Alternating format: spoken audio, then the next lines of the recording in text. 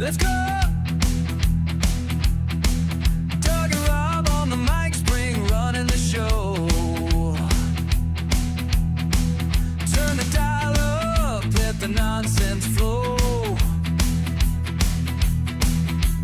Triptych in the corner, wagging her tail, ready for the road. And history in the rear view, spices in the air. Cooking up a story, got a guest in every chair. Entrepreneurs and dreamers, music in the night. On the Nonsense Chronicles, everything feels right. Turn it up, let the laughter roll. On the road with the heart and a rock and roll soul. From the kitchen to the highway, chasing every spot. We're living out loud, making magic in the dark. Spring's got the soundboard mixing up the fun. Doug's got the question drops, always on the run. Fifth's got opinions, barking out the truth. Every episode's a journey, every moment's living through.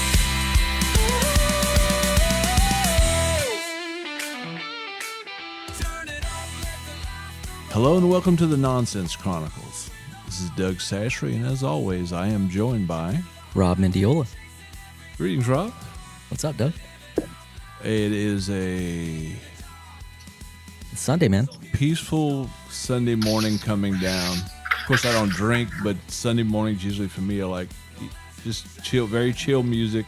Well, you were out pretty late last night, weren't Yeah, you? I was out. I got home around 2 a.m. What were you up to last night? Went to see Scotty Austin play last night, and he was way over in Baytown. Wow. Yeah, so Way out east.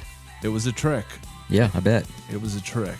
But But you made it, so, and you're here, and we're podcasting today. that's right. We are podcasting today, and today we are joined by Miss Shannon Lennox. Hey, Shannon, welcome to the podcast. Thank you. Thank you for welcoming me. Oh, we're glad to have you on. We today's subject is something that I got interested in quite differently than Shannon did. I guess it's, man, I don't know. How long's it been, Shannon? Maybe 12 years, 15 years, maybe? Yeah, close to 15 years, yes. Yeah, and I had one of my cousins. He was older than me growing up, and his younger brother and me went to school together, and we were really good friends. And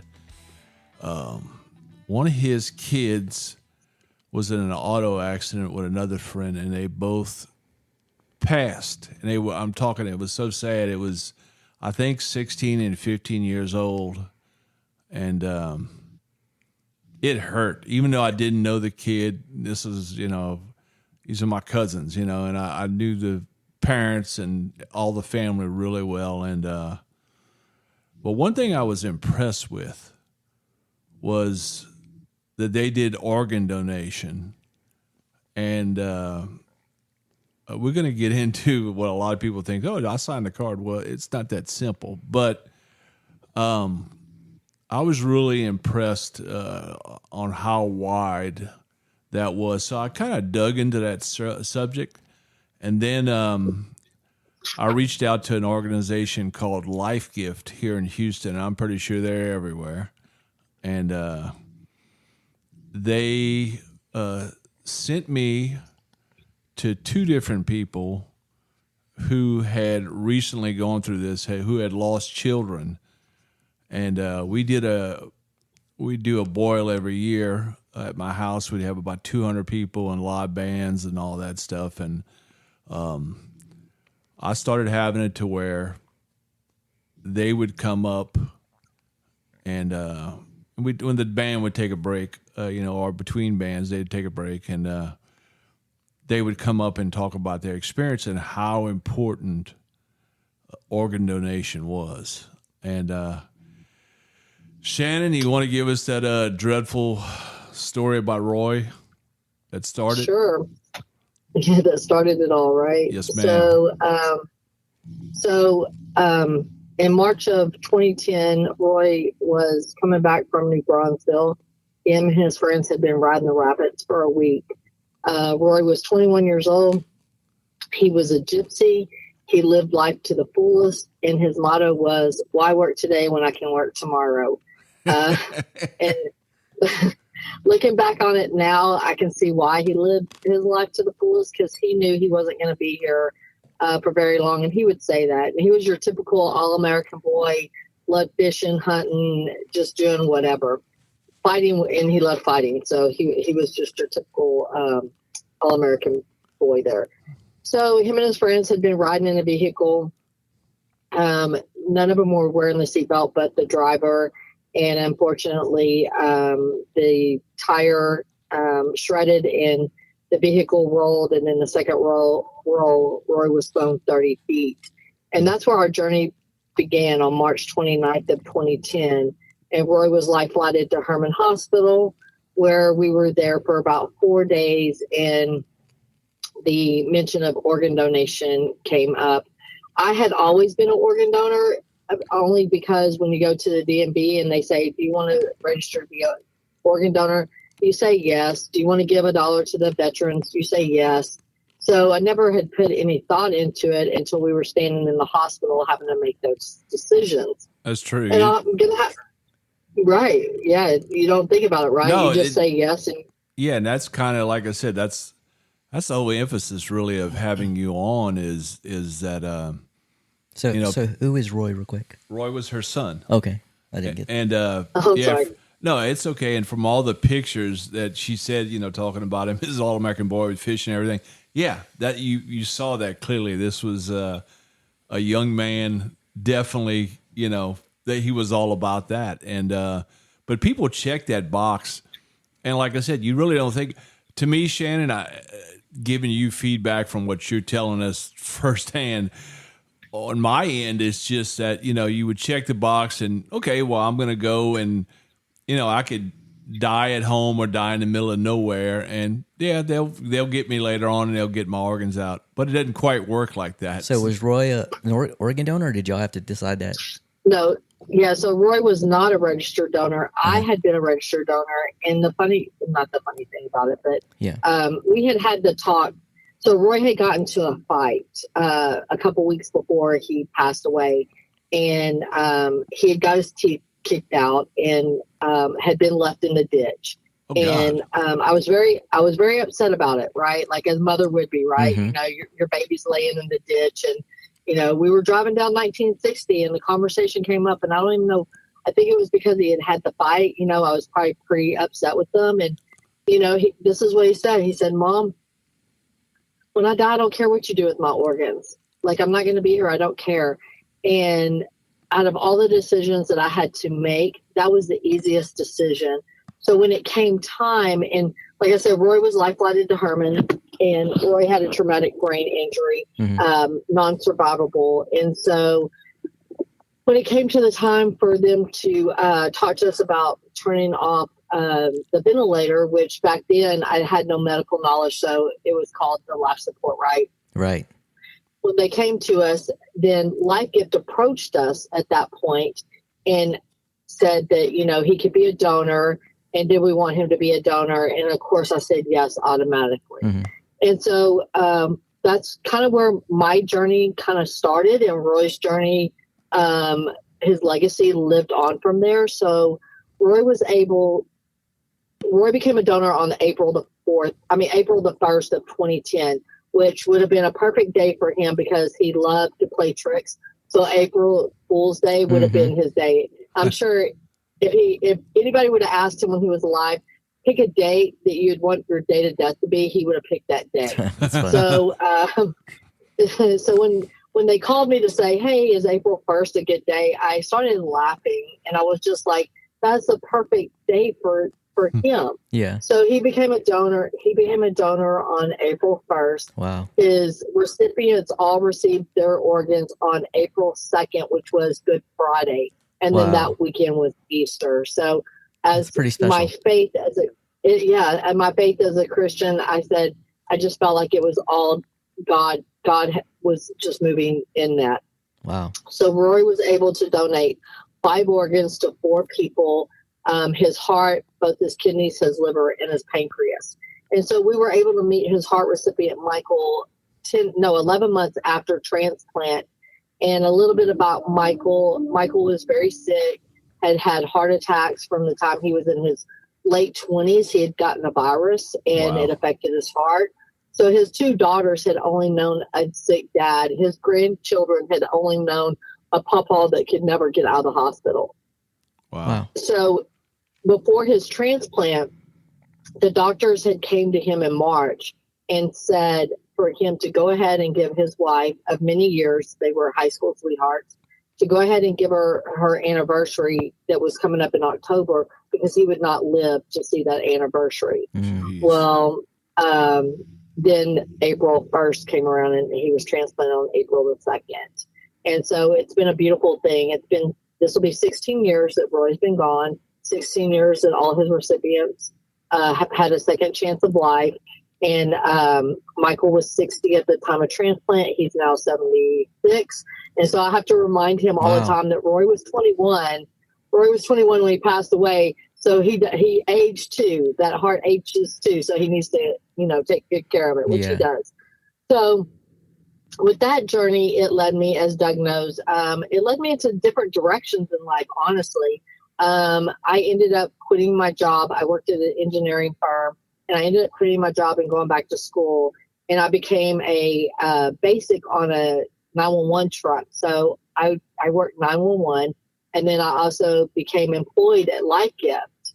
And I've had several different roles at Life Gift. So I've been able to give back to other donor families and walk them through their journey after the loss of, their children, their mother, father, or whatever. And so, as Doug can testify, donation is very close and dear to my heart. And the thing about being a registered donor or registering as a donor is there's so many myths out there. So if y'all have any questions about that, I would love to kind of dispel some of the myths and give some of the facts about organ donation. Yeah, I reached out to Shannon again, and we always talk here and there. We text back and forth now and then, and her and her husband Charlie have been fantastic to me since the day I met them. And I had our friend up in Nashville, Malcolm, the producer, Malcolm Springer, great guy, and he's got a lot of kids, but he lost his young daughter Bailey. I guess it's been about maybe 3 months, somewhere around there. It's been somewhere around there, and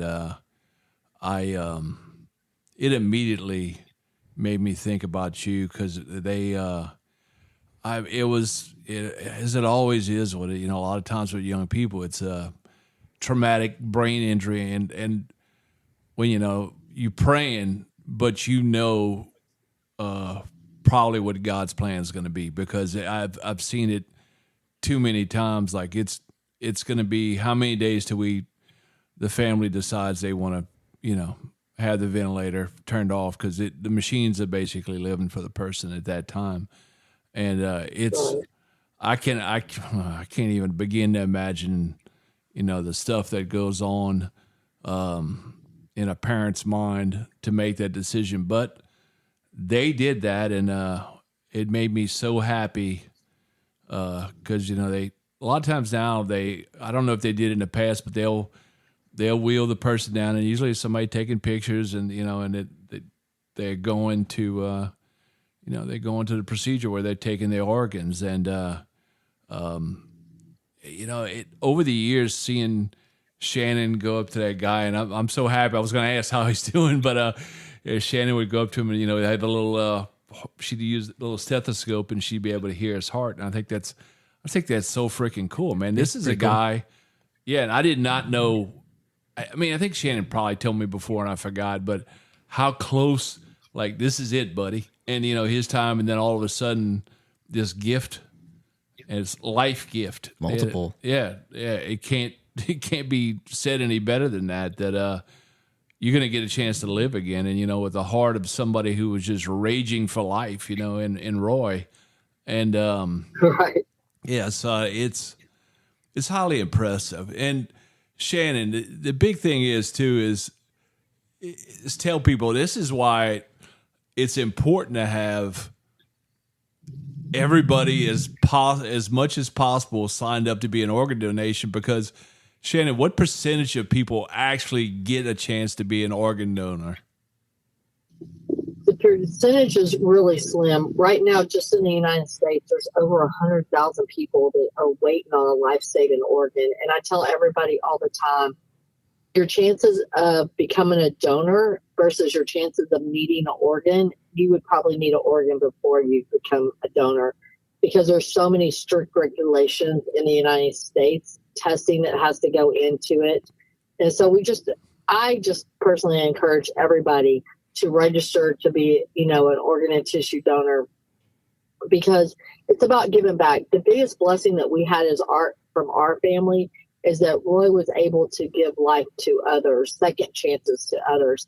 And a lot of people call him a hero, and he is a hero. He was a hero, because what is the best thing that you can give your neighbor, and to show love into this world, is to be able to give to others freely. And that's what we were able to do for these families. And, Michael's been able to watch his grandchildren all graduate from Texas A&M. So any Aggies out there, they're all graduate from A&M, which is, before it probably wouldn't have happened like that, right? And I just pray blessing that, he'll be able to watch his grandchildren walk down that aisle and get married, and maybe even be able to meet his great-grandkids one day. Every 8 minutes, another person's added to that waiting list. 13 people die every day waiting on a life-saving organ. Wow. So that's why it's so important to go out and register and be educated on it. There's so many myths. Like, I'm a first responder. I work on the ambulance. So the biggest thing that I'm told all the time is that, if I'm a donor, first responders and doctors will not save my life. Yeah, well, I can tell you firsthand. Yes, I can tell you firsthand, being on an ambulance in the middle of a traumatic scene, we don't even care what your name is. Like, we're not even worried about that. So that is absolutely a myth. Medical professionals, they do everything in their power to save your life. Mm-hmm. Yeah, that's a feather in the cap of the physician or the professional that's working on you. Scene. Yeah, they want to say, hey, we brought that guy back, and you're right. Yes. You're right about the hero aspect, because it reminds me of any movie that we've ever seen where it's like that. But just think of a movie a lot of people hadn't watched, but Executive Decision, and Kurt Russell and Steven Seagal there, and Steven Seagal knows that the plane that's attached to the other plane is getting ready to crash, and Kurt Russell says, "We won't make it," and Steven Seagal shuts the door, and he knows it's going to kill him, but it's going to save everybody else. He says, "No, but you will." So yeah, that's definition of hero, is somebody who is saving somebody else's life. There's no two ways about it. You can just question, well, he might have saved your life today. No, there's no two ways about it, So like when people commit suicide, like how often are they able to receive or donate organs from those people? It just all depends. If they make it to the hospital in time and stuff like that, and they're on the ventilator, as long as they're on the vent and their organs are being perfused, Mm-hmm. they have a chance to become a donor. But if not, they can be a tissue donor. Sometimes people discount tissue donors, but tissue donors are able to save up to 75 plus lives. And with the tissue donation, women that have breast cancer and, have mastectomies, and they need, the scar tissue, donated tissue helps that. Burn victims, recently, the firefighters that get burnt, they get donated tissue. The Shriners, we donate a lot of, Life Gift donates a lot of tissue to the Shriners. So it's really huge. Yeah. Corneas can give eyesight to 2 people. So I just always tell people, what, just register, tell your loved ones.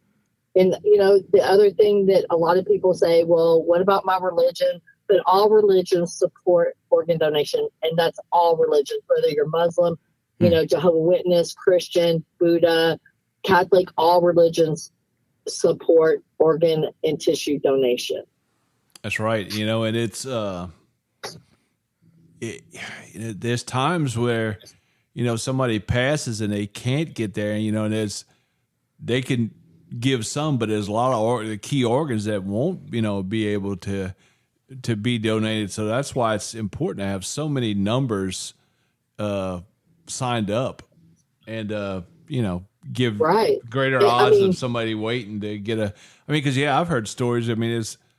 Wasn't it Walter Payton, and there were other people waiting on donations that just never came, Right. Yes. Athletes, police officers. We've received letters from police officers before that said, I was running, chasing a suspect down, and I tore my ACL, and, thanks to, your loved one being a tissue donor, it was repaired. Sports, high school. I can't tell you how many letters I received from high school kids, that were playing basketball or volleyball that, had a bad injury. And because of tissue donation, that these young athletes will be able to go on and not just be great athletes, but will be able to live good lives and not have to worry about that injury as they get older. That's pretty cool. I wasn't aware of that.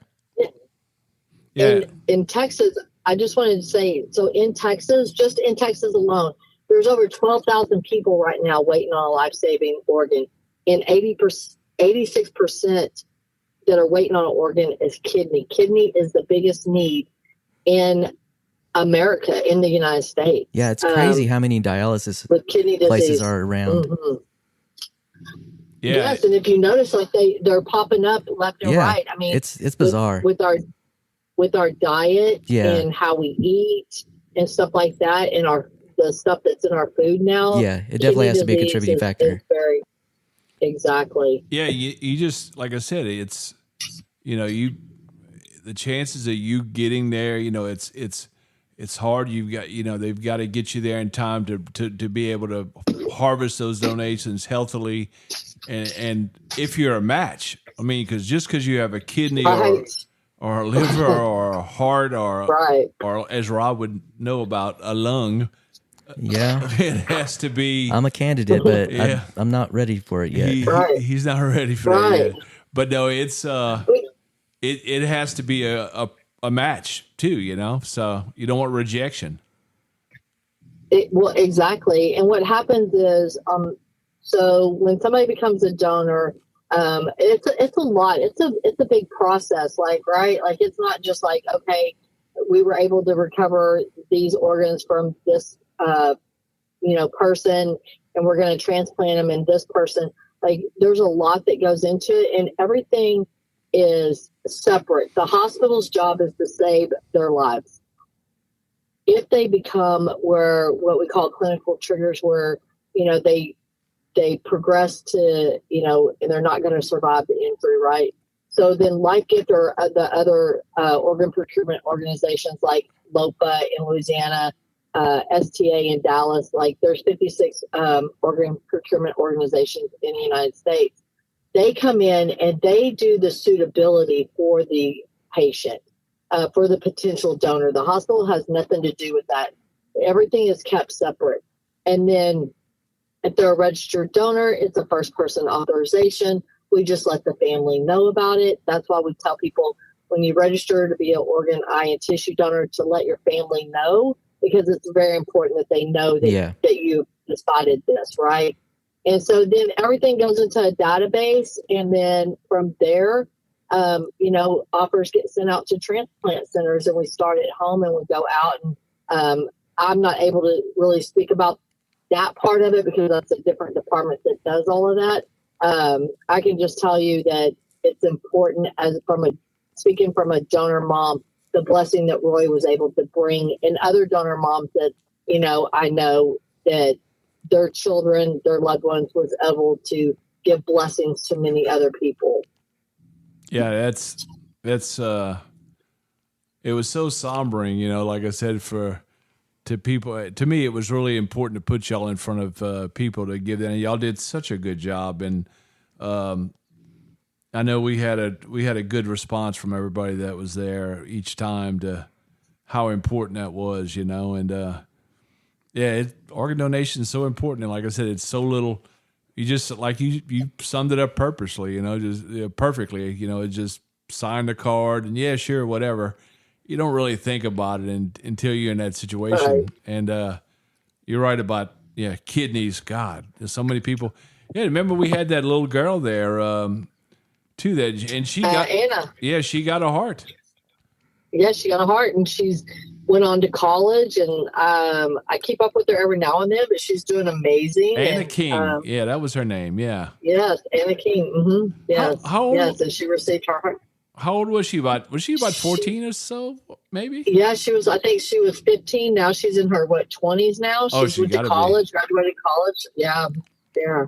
Yeah, and they had moved from the Northeast to Houston, like to be on the on the ready, let's go list, and that was truly amazing. Yeah, that's I was really happy to see that she got a heart. This kid got a chance to live a life because their heart was fading, and it was and she could also play music. She got up there and played too, so that was good. Well, one thing I can tell you is when you're dying, you're not thinking about saving your organs.